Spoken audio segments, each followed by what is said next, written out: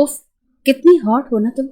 यकीन मानो, जब से तुम्हें बगैर दुपट्टे के भीगे वजूद के साथ देखा है, तब से मेरे दिल में बेताबी उरूज पर पहुंच चुकी है। जी चाहता है कि न जाने कब तुम मेरी बाहों में आ जाओ और मैं तुम्हारे साथ वो सब कुछ करूं जो मियाँ बीवी रात के अंधेरे में करते हैं। सामने खड़ा शहीर खानजादा अपनी बाहों को अपने सीने से यूं जोड़कर बोला, जैसे इस वक्त वो नाजुक 17 साल कोमल सी लड़की उसकी बाहों में हो। उसके ये इरादे भांप कर हूरिया घबराई थी। उसकी आंखें हैरत से फैल गई थीं। फौरन अपने दुपट्टे को मजबूती से थाम कर कहने लगी कि शर्म नहीं आती आपको? मैं आपकी कज़न हूँ, इस घर में मजबूरी के तहत रह रही हूँ और आप इस तरह की बातें कर रहे हैं। दे मेरा मोबाइल मुझे, मैं भी तायाजान को कॉल करके बताती हूँ कि आप मेरे साथ इस तरह की बेहुदा बातें कर रहे हैं। उसकी आंखों से तो आंसू छलक कर गाल पर आ गए थे। घबराए हुए अंदाज में ये कहकर वो अपना हाथ आगे मोबाइल की तरफ बढ़ाने ही लगी कि जब शहीद ने मोबाइल खींचकर अपने गाल के करीब कर लिया, कहने लगा, रात के इस वक्त क्या करोगी मोबाइल का? तुम तो अच्छे से जानती हो कि इस वक्त तायाजान सो रहे होंगे। बताओ बताओ, रात के इस पहर मोबाइल पर क्या देखोगी? वो अपने लब काट कर इंतहाई शोक अंदाज में बोला था। पूरिया का जी चाहा कि अभी जमीन फटे और वो उसमें धंस कर रह जाए। आंखों में आंसू आने लगे थे। वो मजीद इस लड़के की बेबाकियां बर्दाश्त नहीं कर सकती थी। उसने इस वक्त कमरे से बाहर जाना ही बेहतर समझा, मगर जैसे ही वो दरवाजे की तरफ बढ़ी तो फौरन शहीर खानजादा आगे बढ़कर दरवाजा लॉक कर चुका था। उसकी तो जान लबों पर आ गई थी। कहने लगा, कहाँ जा रही हो?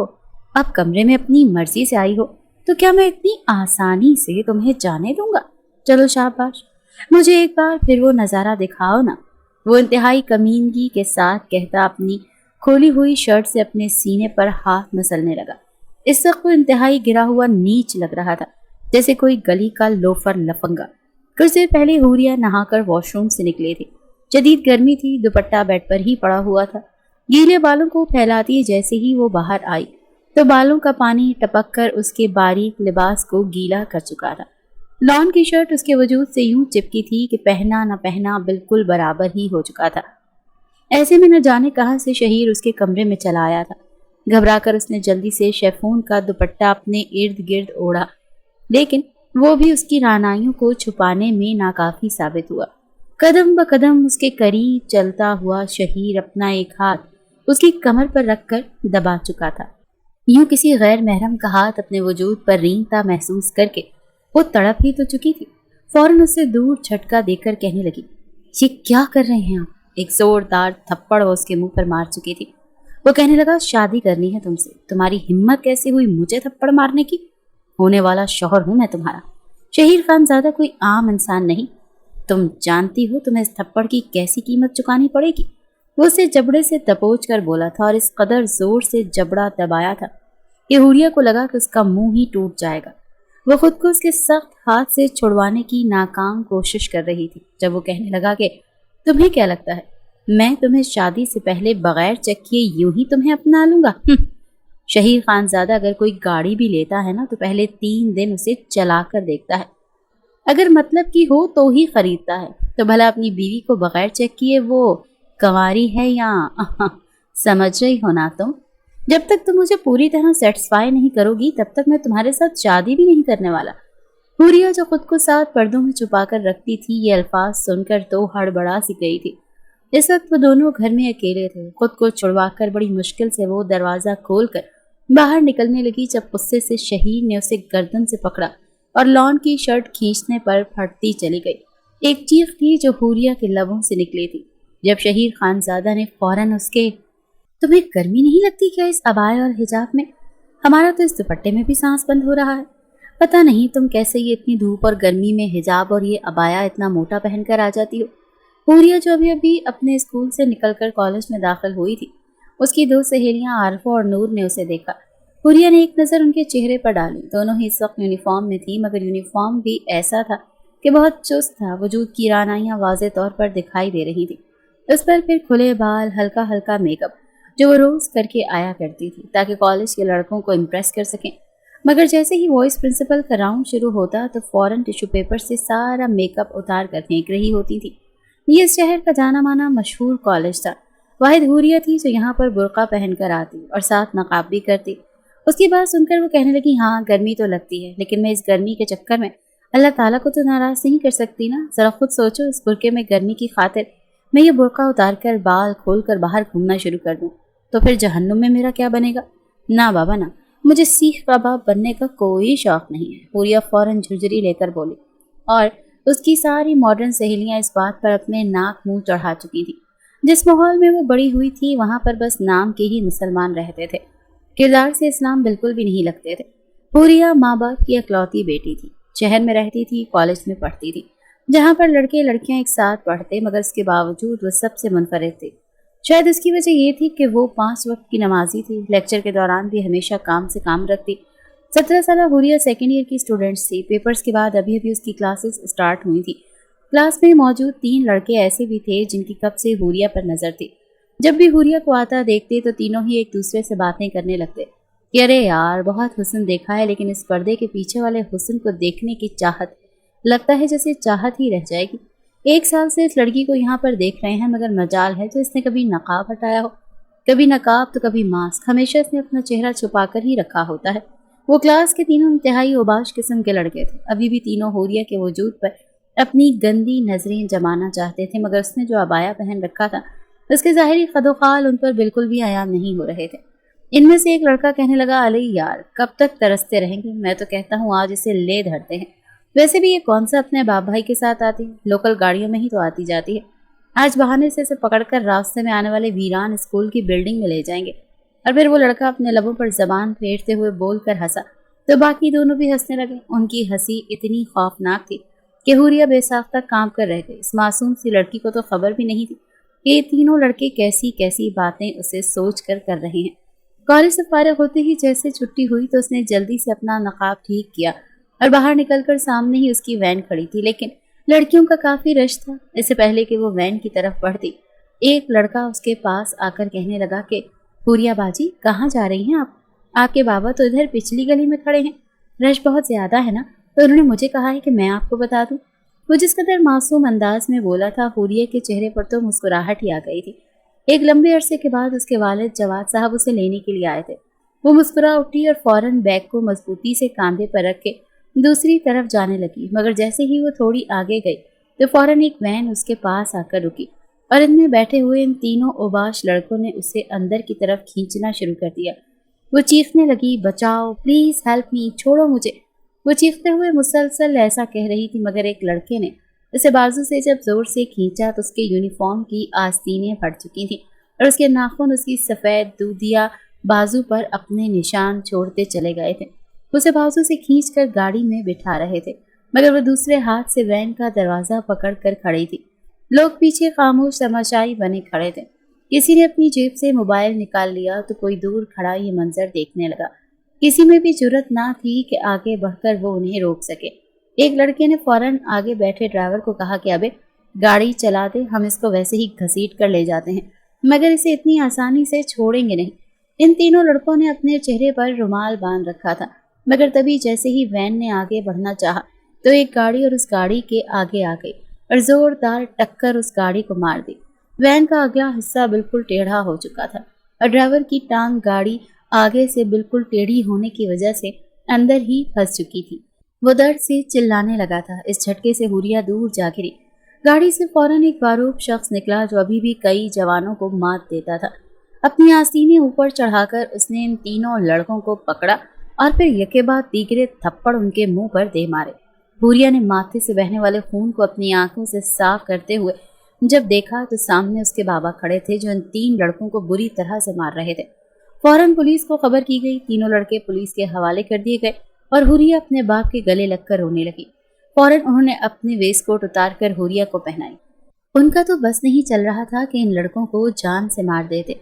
इनमें से एक लड़का अमीर बाप की औलाद था। कहने लगा, ए बुढ़े, तूने अच्छा नहीं किया। इतना ही तुझे अपनी इज्जत की फिक्र है तो अपनी बेटी को 7 पर्दों में छुपाकर घर में रख। अगर बाहर भेजेगा तो हम तो देखेंगे और इस्तेमाल भी करेंगे। एक आखिरी मुक्का उसके मुंह पर इतनी जोर का जावेद साहब ने मारा था कि जबड़ा ही टूट चुका था। कहने लगे, तुम जैसे कमीनों गंदी नाली के कीड़ों की वजह से एक शरीफ लड़की मुकम्मल पर्दे में भी घर से बाहर नहीं निकल सकती। लानत है उन वालदैन पर जो तुम लोगों को इस दुनिया में लाए। दोबारा अगर किसी ने मेरी बच्ची की तरफ आंख उठाकर देखा या किसी भी लड़की की तरफ गलत नजर रखी तो मैं उसे जिंदा नहीं छोड़ूंगा। पुलिस उन्हें पकड़कर ले जा चुकी थी, मगर इन तीनों लड़कों में मौजूद एक लड़का उसामा गुस्से से बिफरा हुआ था। जाते जाते कह गया कि ऐसा बदला लूंगा कि याद रखोगे। जावेद साहब हुरिया को घर तो ले आए थे, मगर वो मुसलसल रो रही थी। घर जाकर अपनी माँ के सीने से लगकर रोने लगी। जावेद साहब गिरने के से अंदाज में सोफे पर बैठते और हुरिया की वालदा से पानी का ग्लास मांगा। आज अगर वक्त पर वो कॉलेज ना पहुंचते तो न जाने क्या हो जाता। वो तो समझ रही थी कि शायद ये किसी और की बच्ची है, मगर ये तो उनकी अपनी ही बेटी थी। हुरिया रोते हुए अपनी माँ के साथ कमरे में गई। रखशंदा बेगम भी रोई जा रही थी। जैसे जैसे उन्होंने फटा हुआ यूनिफॉर्म अपनी बेटी के वजूद से हटाया तो उस पर लगे उन जालिमों के नाखनों के निशान देखकर वो उसे सीने से लगा गई थी। इस हादसे के बाद हुरिया काफी डर चुकी थी। कहने लगी, मामा पापा मैं अब कॉलेज नहीं जाऊंगी, मुझे आगे नहीं पढ़ना। वो जालिम दरिंदे एक बार फिर मेरे वजूद को नोचना शुरू कर देंगे। मुझे खौफ आता है। इसीलिए वो कॉलेज तकरीबन छोड़ चुकी थी। एक शाम जब हुरिया अपने माँ बाप के साथ घर से बाहर निकली तो दूसरी जानब से उसामा भी इसी ताक में बैठा था। अमीर बाप की औलाद था तो वो उसी रात ही खुद को हवालात से छुड़वा चुका था और अब बदले की आग उसके सीने में जल रही थी। दूसरी जानब हुरिया जो कितने महीनों से घर में ही बंद थी, जवाद साहब जबरदस्ती उससे और रखशंदा बेगम को बाहर ले आए थे ताकि मूड उसका थोड़ा बेहतर हो जाए। मगर गाड़ी अभी रास्ते में ही थी। जब सुनसान रास्ता देखकर उसामा ने फौरन अपनी गाड़ी उनके पीछे लगा दी और फिर जवाद साहब की गाड़ी पर फायर कर दिया। गोली सीधा जाकर टायर पर लगी और टायर फट चुका था।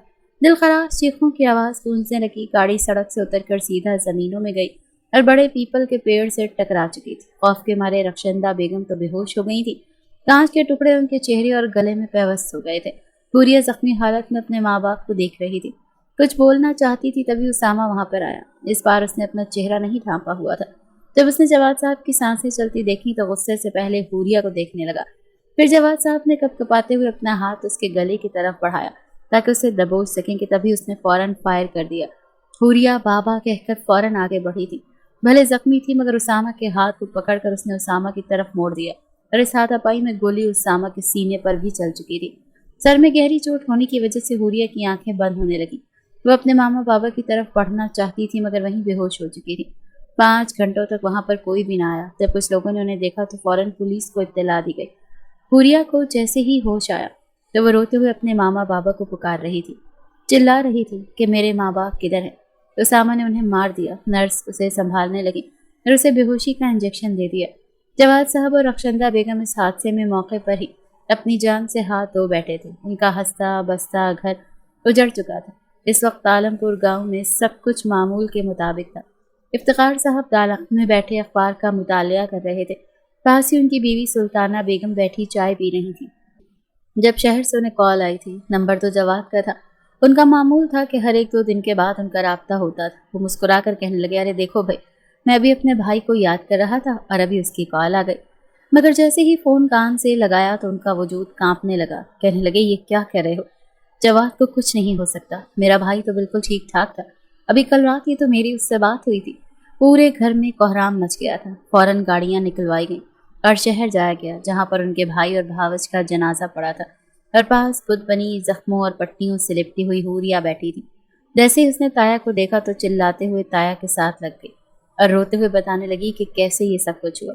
उसामा भी मौके पर ही जाँ बहक हो चुका था। वो जिस तरह चीख चीख कर रो रही थी, बाहर आकर बैठा अपनी कनपटी खुजाता हुआ शहीर खानजादा ये आवाज़ सुनकर तड़प ही तो चुका था।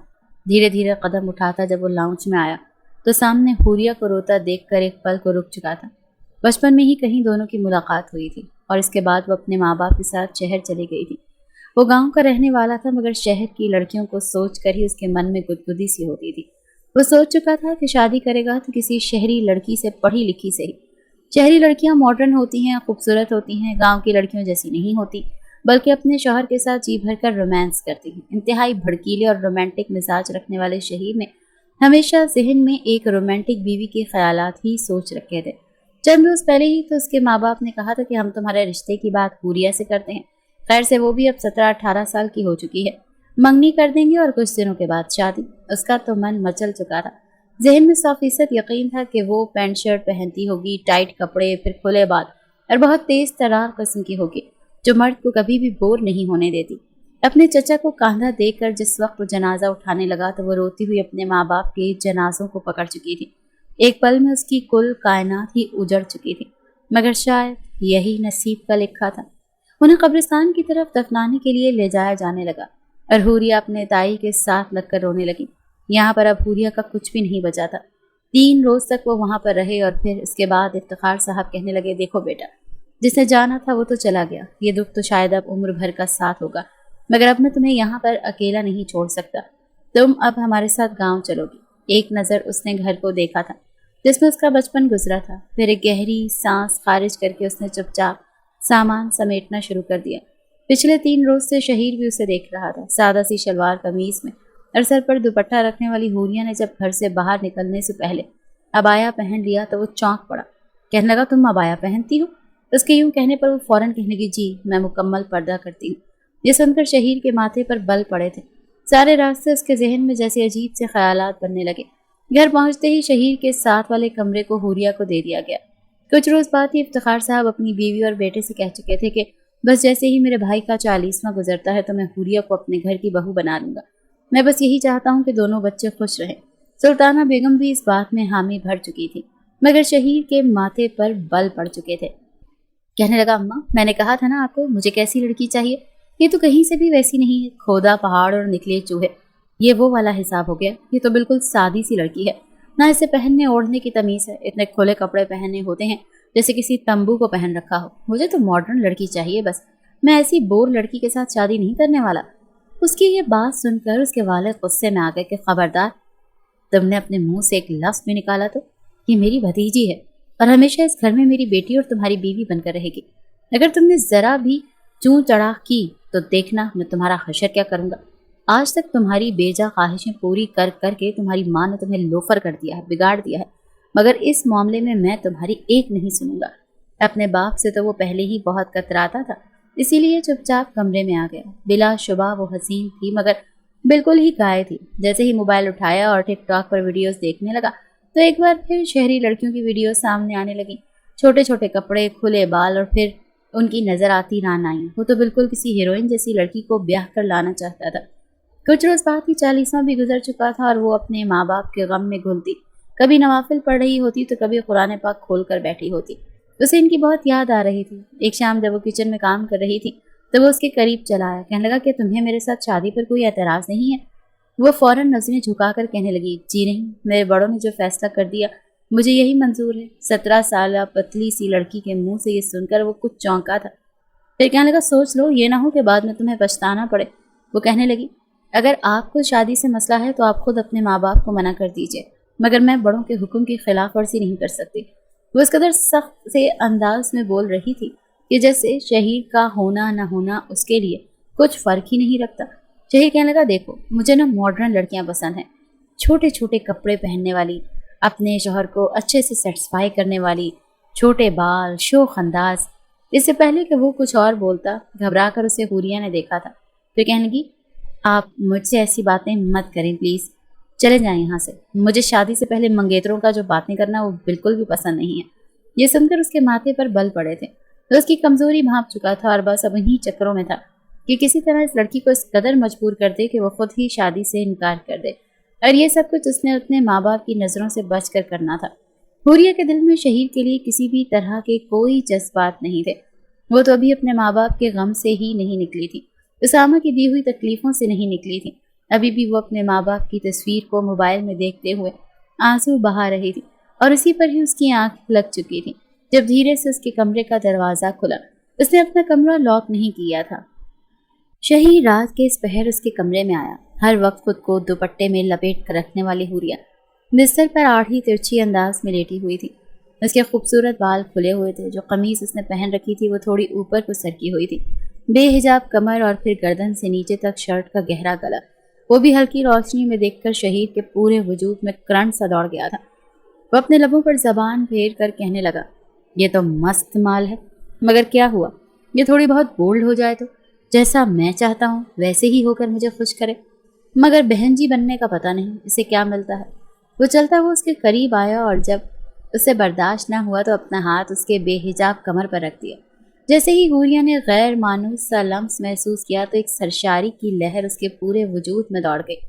وہ سمجھ رہی تھی کہ شاید یہ خواب ہے اور خواب میں وہ یہ سب کچھ محسوس کر رہی ہے۔ ایک ہلکی سی سسکاری اس کے لبوں سے نکلی تھی اور وہ تھوڑی کس مسا کر سیدھی ہوئی۔ یہی لمحہ تھا جب شہیر نے اپنا ہاتھ مزید سرکانا شروع کر دیا اور دوسرا ہاتھ اس کے لبوں پر پھیرنے لگا۔ اس کے اناری نازک لبوں کو دیکھ کر جی چاہ رہا تھا کہ ابھی ان لبوں پر اپنی شدتیں لٹانا شروع کر دے۔ تو ابھی تک حوریہ کو ایسا لگ رہا تھا کہ وہ خواب دیکھ رہی ہے۔ تبھی دھیرے دھیرے شہیر نے اس پر جھکنا شروع کر دیا۔ جیسے ہی حوریہ کو اپنے لبوں پر سانسیں گرتی محسوس ہوئیں تو وہ فوراً آنکھیں کھول چکی تھی۔ اپنے بے حد قریب شہیر کو دیکھ کر اس کے لبوں سے چیخ نکلنے والی تھی، مگر وہ فوراً اس کے منہ پر ہاتھ رکھ گیا۔ تو اس کے بازو سے خود کو چھڑاتے ہوئے اسے مارنا چاہتی تھی، مگر وہ اس کے بازو بھی پکڑ چکا تھا۔ کہنے لگا، یہ کیا جنگلی بلی کی طرح پنجے مارنے کا سوچ رہی ہو؟ ہونے والا شوہر ہوں تمہارا، اتنا تو حق بنتا ہے میرا کہ میں تمہارے ان ٹوٹی فروٹی کو ٹیسٹ کر سکوں۔ وہ مسکراتا ہوا بولا تھا، جبکہ حوریہ تو یوں تھی جیسے کاٹو تو لہو نہ نکلے۔ اسے اپنے جسم سے جان نکلتی ہوئی محسوس ہو رہی تھی۔ وہ تو کبھی سوچ بھی نہیں سکتی تھی کہ اس کا کزن شہیر اس کے ساتھ ایسا بھی کر سکتا ہے۔ وہ تھر تھر کانپنے لگی اور خود کو چھڑوا کر کہنے لگی، یہ کیا کر رہے ہیں آپ؟ شرم نہیں آتی آپ کو؟ میں ابھی تایا جان کو بتاتی ہوں، میری عزت یہاں پر محفوظ نہیں، میں آپ جیسے شخص کو کبھی بھی اپنا شوہر مان ہی نہیں سکتی۔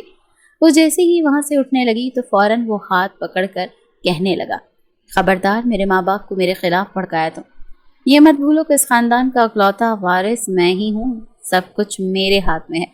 جاؤ جا کر دو انکار شادی سے، مجھے کیا، میں بھی تم جیسی اتنی پینڈو لڑکی سے شادی نہیں کرنے والا جو شہر میں رہتے ہوئے بھی اس قدر ڈرپوک ہے۔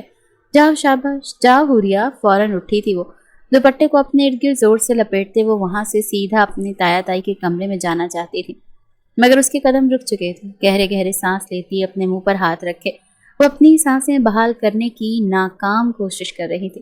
اگر تایا تائی کو بتا دیتی تو نہ جانے وہ اس کے بارے میں کیا سوچتے۔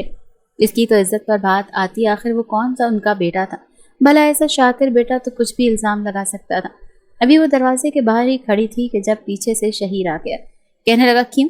کیا ہوا؟ قدم کیوں رک گئے؟ جاؤ نا، جا کر لگاؤ میری شکایت۔ میں تو باز نہیں آنے والا، بہتر ہے کہ چپ چاپ میری مرضی کے مطابق ہو جاؤ۔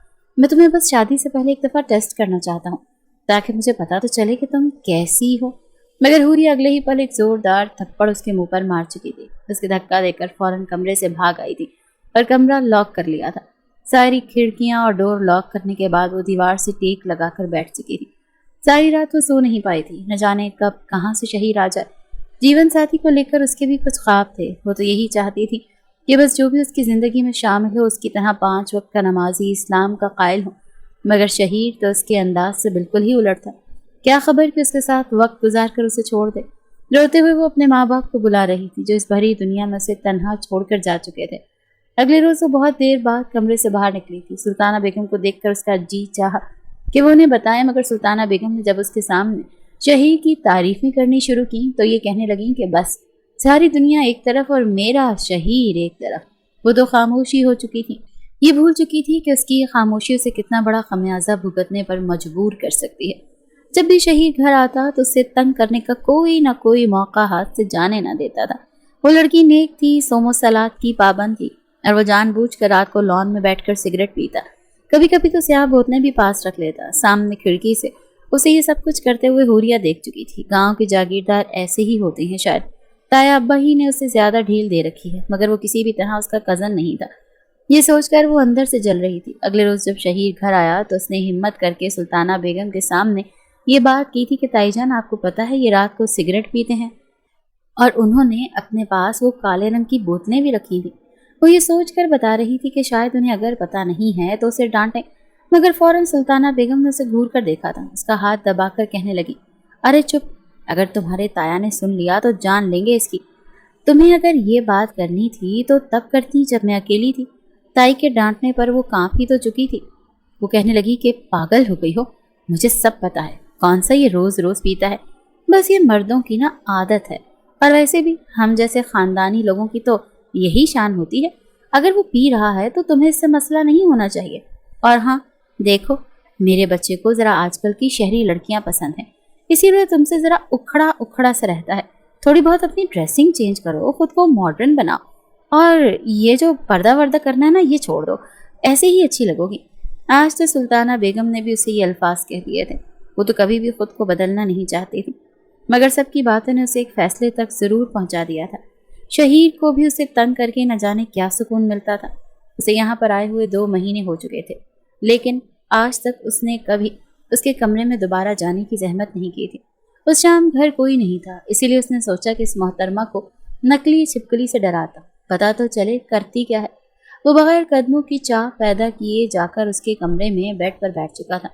इस वक्त किचन का सारा काम समेटने के बाद हुरिया नहाकर वॉशरूम से बाहर निकली तो टॉवल ले जाना भूल चुकी थी। गीले बालों ने उसके कपड़ों को भी पीछे से भिगो दिया था। जैसे ही अपने ध्यान से बाहर निकली और खुद को आईने में देखा, तभी उसकी नजर आईने में नजर आते शहीर पर पड़ी, जो बेखुद सा होकर उसे देख रहा था। वो तो उसे सरप्राइज देना चाहता था, मगर इस मंजर को देखने के बाद वही सरप्राइज हो चुका था। आज दूसरी बार था जब वो उसके खुले बाल और वजूद की रानाइयां देख रहा था। हुरिया चिल्लाई थी, आप यहाँ पर क्या कर रहे हैं? कोई शर्म नहीं है आपको? कितनी बार मना कर चुकी हूँ, मेरे कमरे में मत आया करें। चाहते क्या हैं आप? क्यों मेरी जिंदगी यहाँ पर तंग कर रहे हैं? वो चीखी थी, मगर फौरन शहीर कहने लगा, ये मेरा घर, मैं जब चाहूँ जहाँ चाहूँ बगैर किसी की इजाज़त के आ सकता हूँ। और वैसे भी तुम मेरी होने वाली बीवी का कमरा है ये। मैं तो आज मौके पर चौका मारने आया था, तुम्हारे साथ कुछ लम्हे गुजारना चाहता था, ताकि मुझे भी तो पता चले कि तुम कैसी हो, कैसा मिजाज रखती हो और मेरे लिए क्या क्या कर सकती हो। हुरिया ने आज खामोशी का लिबादा उतार फेंका था। कहने लगी, चले जाएं यहाँ से, वरना मुझसे बुरा और कोई नहीं होगा। आपको क्या लगता है कि मैं आपके डर से शादी से इनकार करके सबकी नज़रों में बुरी बन जाऊंगी? हरगिज़ नहीं, आप इनकार करेंगे, समझे? आप खुद अपने माँ बाप के सामने शादी से इनकार करेंगे। वो उंगली उठाकर उसे ये सब कुछ कह रही थी, फौरन दुपट्टे से अपने आप को छुपा भी रही थी, मगर वो चलता हुआ उसके करीब आ गया और अगले ही पल अपना एक हाथ उसकी कमर में डालकर मजीद करीब करके कहने लगा, मेरे सामने तुम एक तितली की मानंद हो। अगर चाहूँ तो 2 मिनट में मसल कर तुम्हारे ये जो पर है ना, ये तोड़ सकता हूँ, समझी? या तुम मेरे लिए खुद को बदल दो, या फिर हमेशा हमेशा के लिए यहाँ से चली जाओ। ऑप्शन अब तुम्हारे पास मैंने रख दिया है।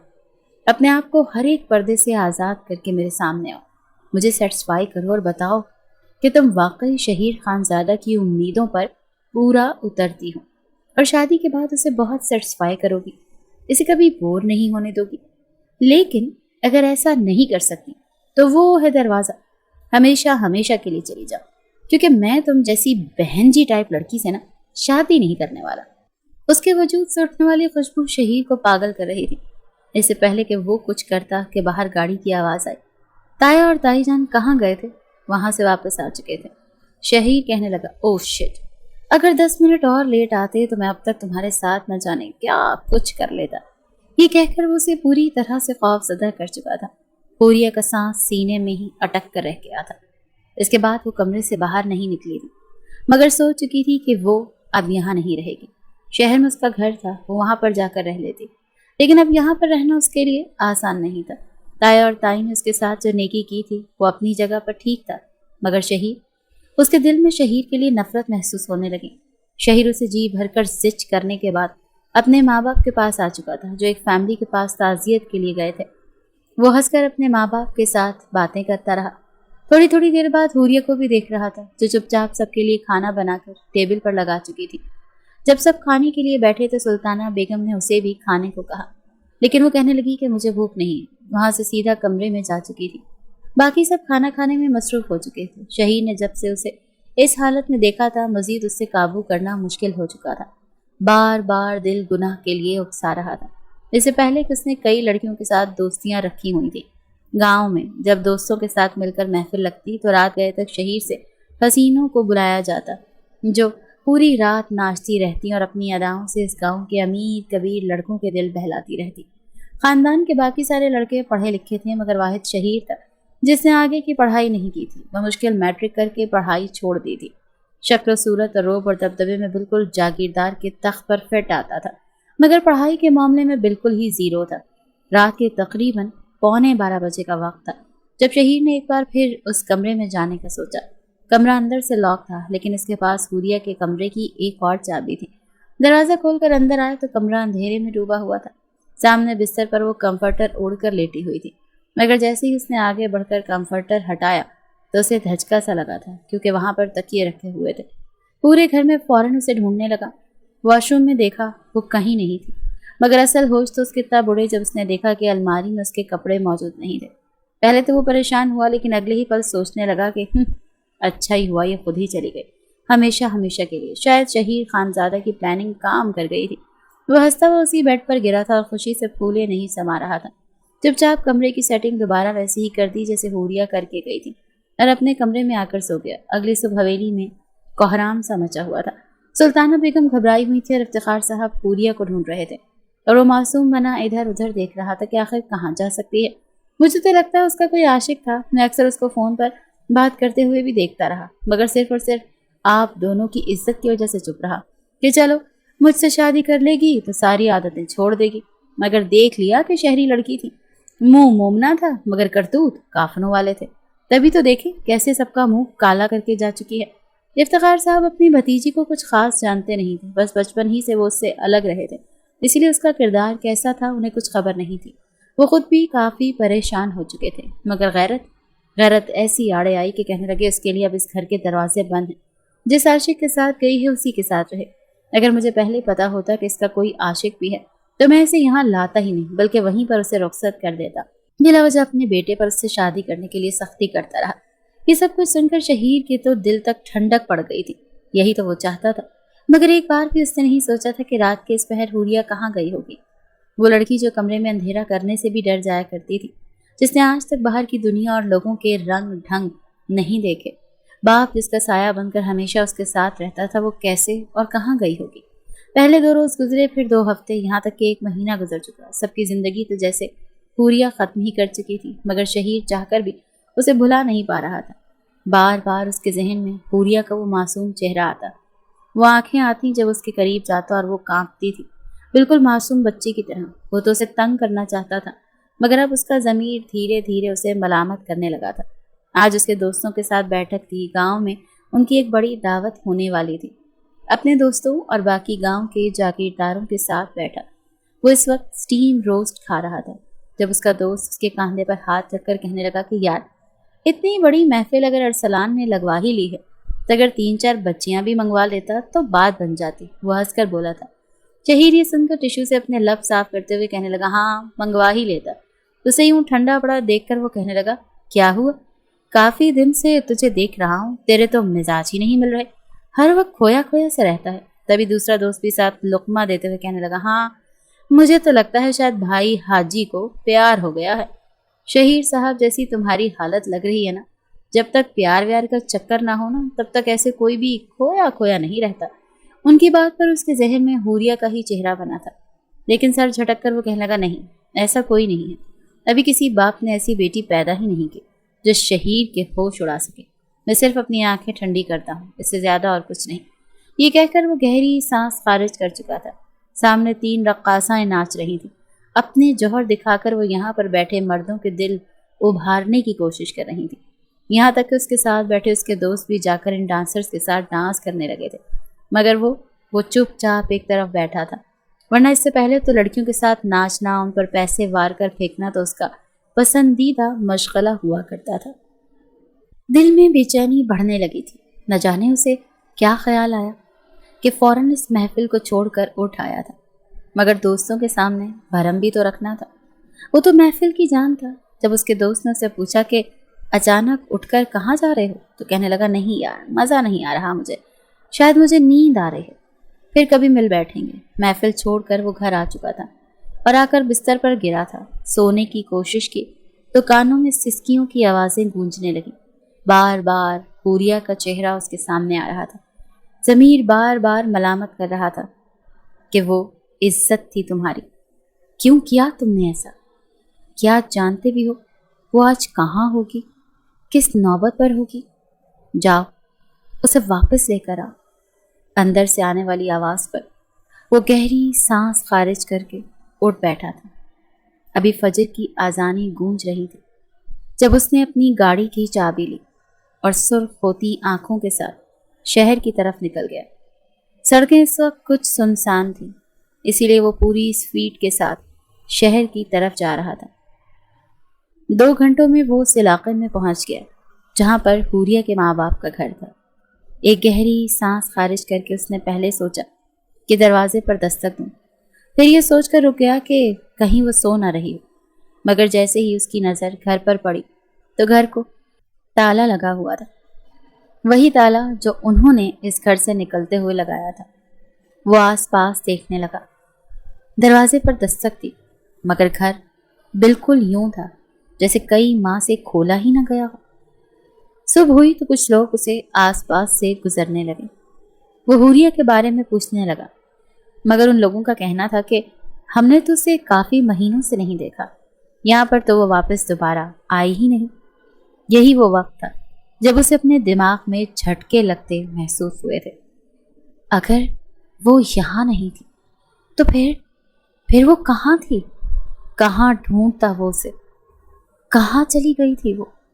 उसने अपने कुछ और रिश्तेदारों से भी फ़ोन पर बात की और बहाने से पूछा, मगर किसी ने भी उसे हूरिया के बारे में कुछ नहीं बताया था। फिर खुद से कहने लगा, अरे मैं क्यों उसके लिए इतना परेशान हो रहा हूँ? मुझे क्या, मैं तो खुद चाहता था कि वो मेरी ज़िंदगी से चली जाए। अभी वो गाड़ी एक तरफ खड़ी करके गाड़ी से बाहर खड़ा कुछ सोच रहा था जब उसके 3 दोस्त गाड़ी में उसे दिखाई दिए। शहर में एक नया क्लब खुला था और इसको देखने आए थे कि अगली बार गांव में महफिल नहीं लगाएंगे, बल्कि असल मज़ा और सुकून तो यहीं क्लब्स में है। जब उन्होंने शहीर की गाड़ी को खड़ा देखा तो फौरन गाड़ी रोक दी। उसका दोस्त सरसलान कार से उतरकर नीचे आया और कहने लगा, यहाँ क्या कर रहे हो यार? अगर तुझे शहर आना था तो हमें बताता। मगर वो किसी तरह बात को टाल गया। वो तो हूरिया को बस किसी भी कीमत पर ढूंढना चाहता था और ये भी सोच चुका था कि अपने माँ बाप को हकीकत बता देगा। मगर उसके दोस्त उसे ज़बरदस्ती गाड़ी में बिठाकर अपने साथ क्लब की तरफ ले जाना शुरू हो चुके थे। मरता क्या ना करता, जैसे जैसे अंधेरा हो रहा था, क्लब की रंग बरंगी रोशनियां भी मजीद भड़कती चली जा रही थी। इस क्लब में दाखिल होते तो वहां पर लड़के लड़कियां बिल्कुल ही पागल से हो चुके थे। शहीर ने पहली बार ये सब कुछ देखा था। गांव में भी वो रक्कासाएं बुलाते थे, मगर वो इस कदर बेबाक नहीं होती थी। फिल्में देख देख कर उसने अपने जहन में अपनी बीवी को लेकर जो नक्श बना रखा था, ठीक वैसी ही लड़कियां उसे इस जगह पर नाचती हुई दिखाई दे रही थी। छोटे छोटे कपड़े, जीन्स, शर्ट्स, बरहना कमर पर खुले बाल। एक लड़की 2-3 लड़कों के साथ मिलकर नाच रही थी। वो लड़के उसके वजूद के मुख्तलिफ हिस्सों पर अपने हाथ रखकर नाच रहे थे, मगर इस लड़की को कोई मसला ही नहीं था। अपनी आंखों से पहली बार जब शहीर ने यह मंजर देखा तो वो झुरझुरी सी लेकर रह गया था। अपनी सोच पर खुद ही लानत भेजकर कहने लगा, लानत है तुझ पर शहीर खानजादा, तुझे तो शर्म आनी चाहिए।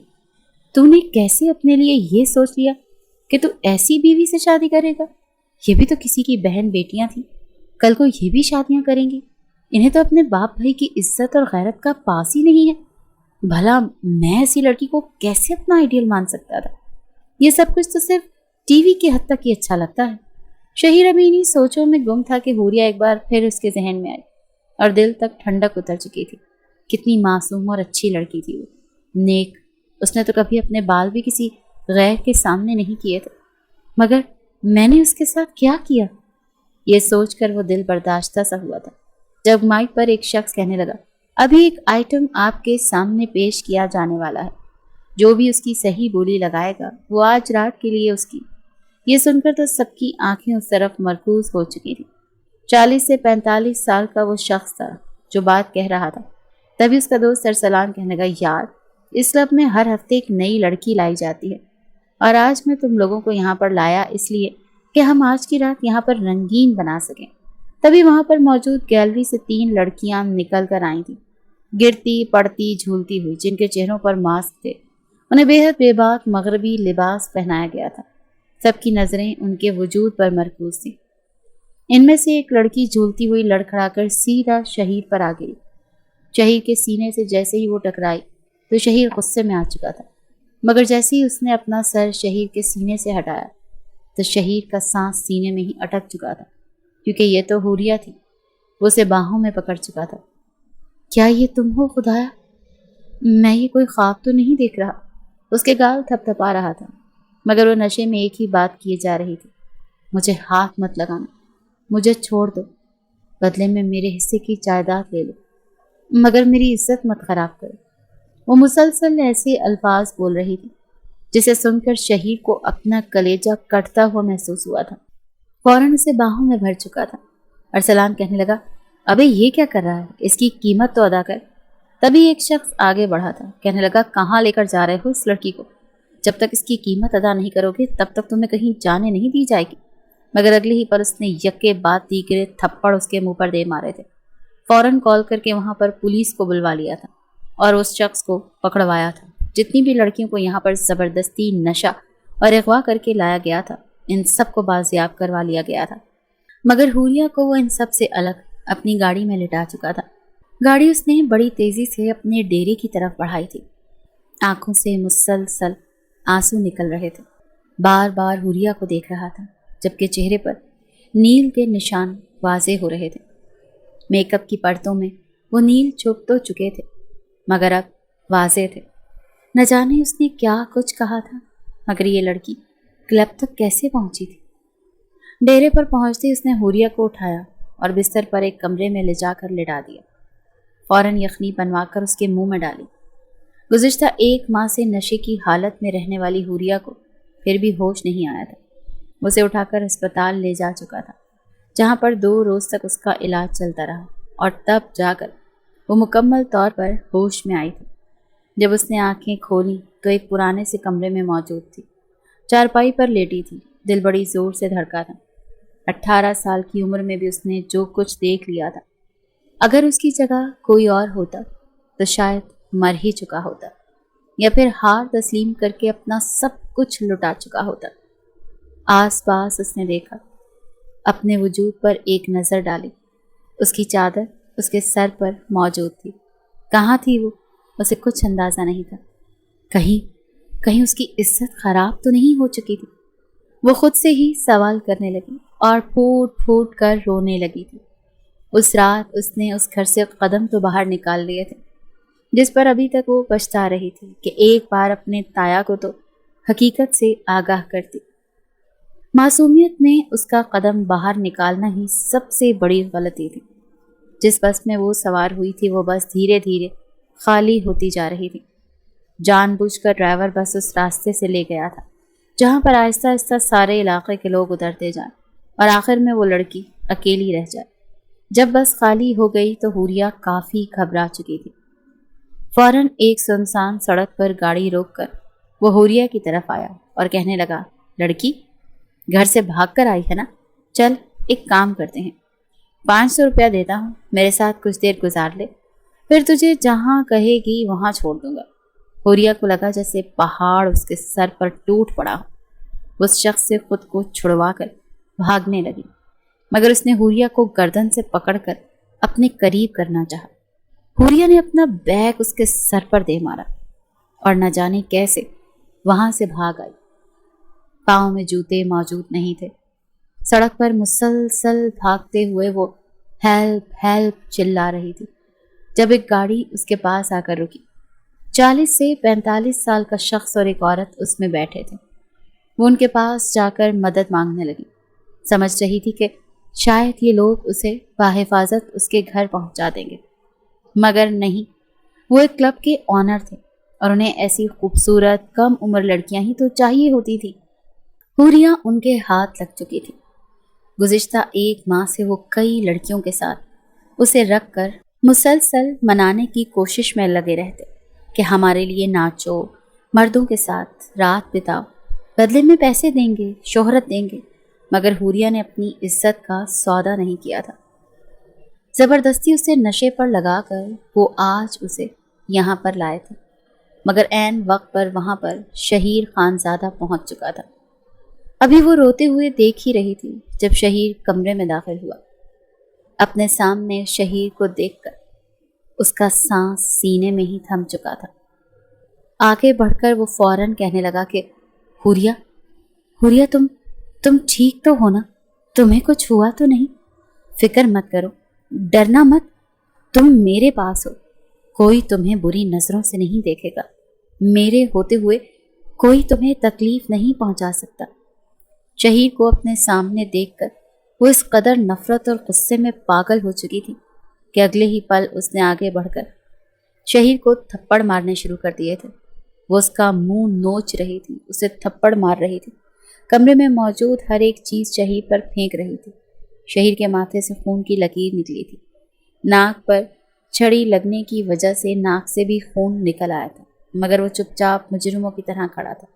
आंखों में आंसू थे। कहने लगा, मुझे माफ कर दो हुरिया, खुदा की कसम मुझे बिल्कुल भी अंदाजा नहीं था कि तुम्हारे साथ ऐसा होगा। वो रोता हुआ उसके कदमों में गिर चुका था, जबकि हुरिया भी एक तरफ हटकर जमीन पर बैठ चुकी थी। रोते हुए कहने लगी, तुम्हें पता है तुम्हारी वजह से मुझे क्या कुछ सहना पड़ा, मुझ जैसी शरीफ लड़की को क्या कुछ करना पड़ा, सिर्फ और सिर्फ तुम्हारी वजह से। क्या चाहते थे तुम मेरे वजूद को नोचना चाहते थे ना। चलो हूँ मैं तुम्हारे सामने, जहाँ सबकी मैली नजरें बर्दाश्त करनी, आज तुम भी मुझे नोच लो। ये कहते हुए उसने अपनी चादर एक तरफ उतार कर फेंकी थी। शहीर के सामने जैसे आई तो वो आंखें बंद करके फौरन चादर उठाकर उसे उसमें लपेट कर रोते हुए कहने लगा, मत बोलो ऐसा, प्लीज मत बोलो। कुछ नहीं हुआ तुम्हारी इज्जत को, जब तक शहीर खानजादा है कुछ नहीं होगा तुम्हारी इज्जत को। जिन लोगों ने तुम्हें इस हाल तक पहुंचाया है ना, मैं उन्हें सजा दे चुका हूं। इन सालों को नामर्द कहते हैं। मैं ऐसी ऐसी जगह गोलियां मारी हैं कि उठने के काबिल नहीं रहेंगे, पल पल मौत मांग रहे हैं। हुरिया रोते हुए इंतहाई नफरत से बोली कि उनको तो सजा दे दी, मगर खुद का क्या, खुद को क्या सजा दोगे, और क्यों बचा कर लाए हो मुझे, किस लिए लाए हो। वो कहने लगा, तुम्हारे होते हुए तो मुझे एहसास नहीं था हुरिया, मगर तुम्हारे जाने के बाद मुझे एहसास हुआ कि मैं तुमसे मोहब्बत कर चुका और मुझे अब भी तुमसे मोहब्बत है। सब कुछ भूल जाओ, देखो मैं तुमसे शादी करूंगा, हम अपनी नई जिंदगी शुरू करेंगे, सब कुछ ठीक ठाक हो जाएगा। मगर हुरिया अपना हाथ झटक चुकी थी। कहने लगी, मैं कभी भी तुमसे शादी नहीं करूंगी और ना ही उस घर में वापस जाऊंगी। मेरा ठिकाना वही बदनाम ज़माना गलियां। मगर वो उसके लबों पर हाथ रखे जबरदस्ती वापस घर लाया था। सुल्ताना बेगम और इफ्तिखार साहब ने उसे देखा तो गुस्से में आग बबूला हो गए, मगर शहीर उन्हें सारी सच्चाई बता चुका था। शहीर के मुंह से ये सुन करके उसकी वजह से हुरिया को वहां से जाना पड़ा तो इफ्तिखार साहब ने तो उसे पीट ही डाला था।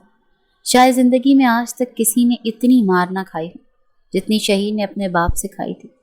रोते हुए वो यही कह रहा था कि प्लीज मुझे माफ नहीं करना तो ना करें, मगर हुरिया की शादी मुझसे करवा दें। मगर हुरिया इनकार कर चुकी थी। उसने इस घर में रहने की यही शर्त रखी थी कि एक ही शर्त पर रहूंगी, दोबारा मुझे ये शख्स अपनी आंखों के सामने नजर नहीं आएगा। शहीर उसकी शर्त पर पूरा उतरा था। वो तभी घर आता जब हुरिया सो चुकी होती या जब अपने कमरे में होती। मोहब्बत उसके रोम रोम में गर्दिश कर रही थी। हुरिया को हालात ने इस कदर बदल दिया था कि उसकी आंखें पथरा चुकी थी। एक शाम जब वो अपने कमरे से बाहर आई तो उसे कुरान पाक की तिलावत की आवाज़ आ रही थी।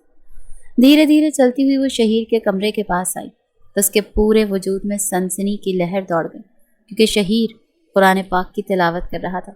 उसे इस घर में वापस आए हुए 3 महीने गुजर चुके थे और इन 3 महीनों में शहीर का बदलता रवैया वो देख चुकी थी। सुबह फजर के वक्त नमाज के लिए जाना, फिर कुरान की तिलावत करना, वो बिल्कुल वैसा हो चुका था जैसा हुरिया ने कभी अपना लाइफ पार्टनर सोचा था। मगर दिल में नफरत थी कि कम होने का नाम ही नहीं ले रही थी। मगर जब ताया जान ने हाथ जोड़कर उसे कहा कि मैं तुम्हें अपनी बहू के रूप में देखना चाहता हूँ, सब कुछ भूल जाओ और मेरे बेटे को तस्लीम कर लो, तो अपने बड़ों की बात मानते हुए उसने शादी के लिए हाँ कर दी थी।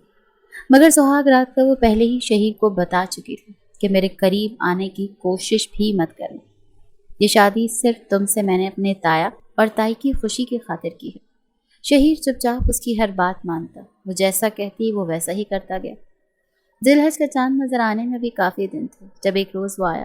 उसने अपने वालिदैन को बताया कि वो चाहता है कि इस बार वो दोनों हज पर जाएं। सुल्ताना बेगम और इफ्तिखार साहब की तो आंखों में आंसू आ चुके थे। दोनों ही अपने बेटे के बगल गिर हुए थे। एक तरफ खड़ी हुरिया ये सुनकर मुस्कुरा रही थी। जब वो चलता वो उसके करीब आया और उसके कुछ पेपर उसे पकड़ा दिए। हुरिया तो समझ न सकी, मगर जब देखा तो वो उसका और शहीर का टिकट था। کہنے لگا کیا میرے ساتھ تم حج پر چلو گی؟ نہ جانے اس کے لہجے میں کیسا اثر تھا کہ حوریہ کی آنکھوں سے آنسو نکل آئے۔ وہ پھوٹ پھوٹ کر رونے لگی۔ دھیرے دھیرے اس کے دل سے میل ختم ہونے لگی۔ حرم شریف میں کھڑے ہو کر شہیر نے اس سے معافی مانگی تھی، اور اس بار حوریہ نے نم آنکھوں کے ساتھ شہیر کو معاف کر دیا، کیونکہ وہ آگے ہی اس کی محبت میں بدل چکا تھا۔ دونوں جب واپس آئے تو ان کی زندگی بالکل ہی بدل چکی تھی۔ ایسے لگ رہا تھا جیسے دونوں کا دوسرا جنم ہوا ہے۔ دونوں اپنی نئی زندگی کا خوبصورتی کے ساتھ آغاز کر چکے تھے۔